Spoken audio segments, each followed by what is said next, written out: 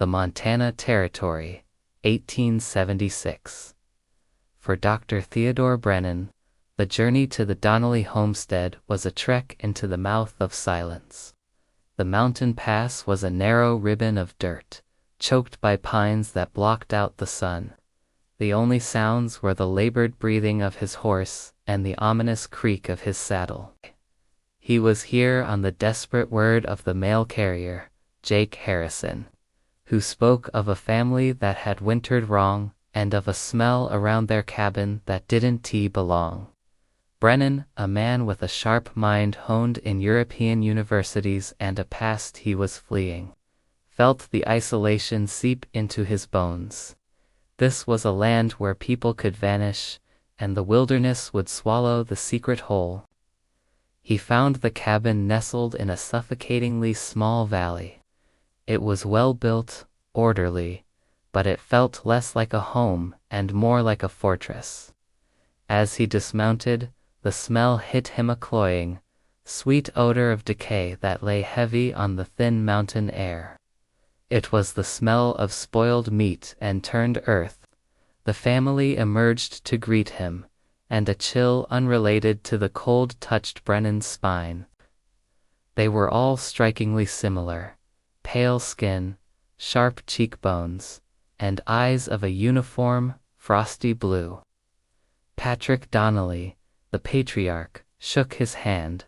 His grip was firm, his speech educated, but his eyes were those of a man staring into an abyss.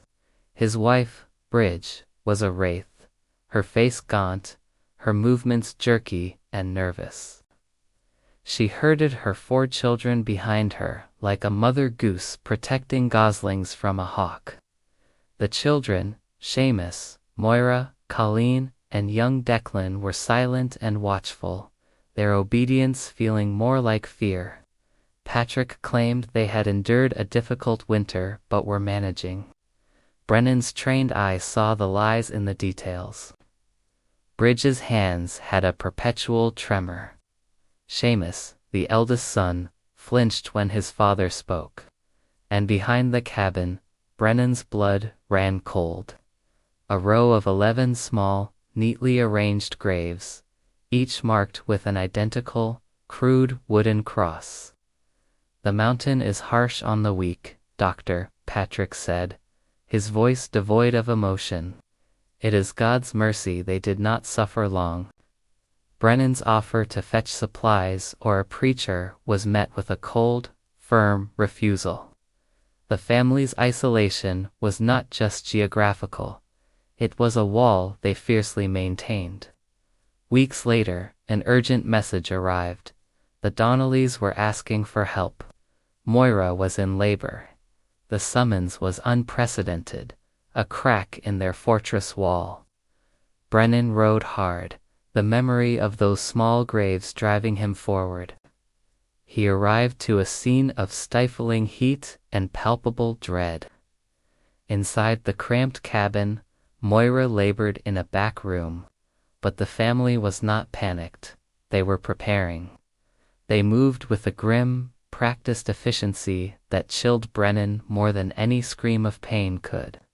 As he attended to Moira, the horror revealed itself. She was giving birth to twins, but they were conjoined. A tragic fusion of flesh and bone, their shared heart beating a weak, struggling rhythm.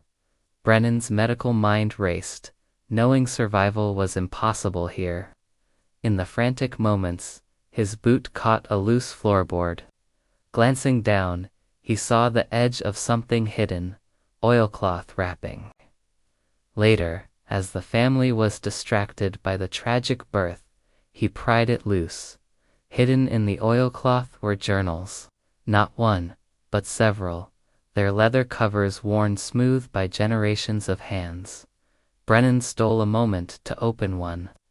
The pages were filled with meticulous, hand-drawn illustrations, not of landscapes or family, but of infants.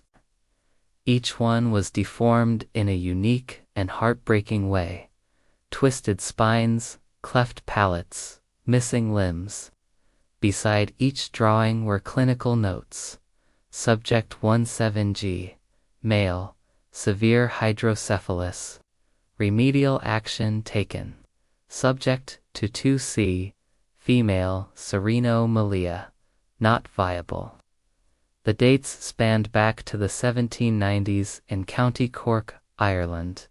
This was a record. A ledger of death. Bridge saw him with the journal. Her face, already pale, went ashen. Instead of denial, she spoke in a hollow, haunted whisper. The bloodline must be pure, doctor.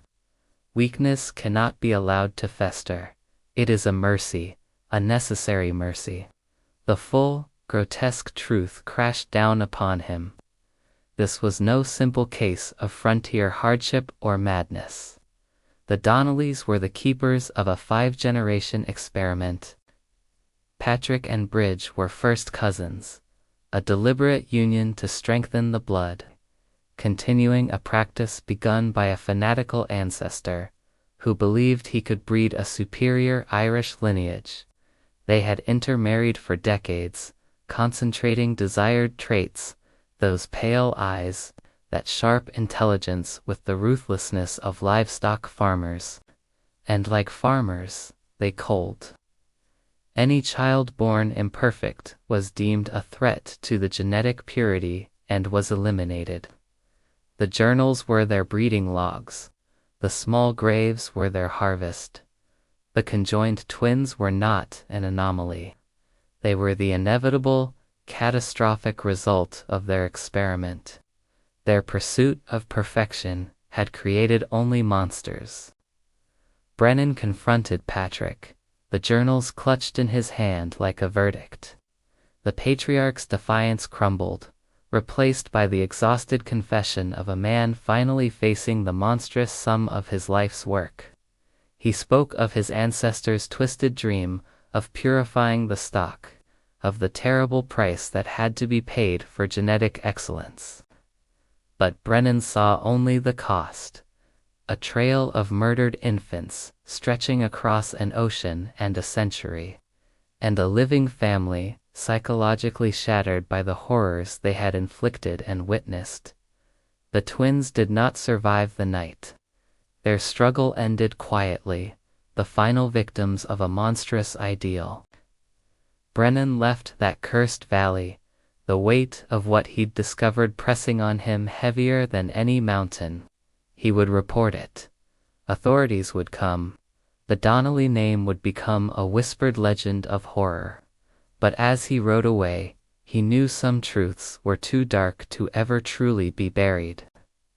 The wind would still whisper through that lonely valley, past the 11 small graves and the empty cabin, carrying the echoes of a purity that was never anything but sin.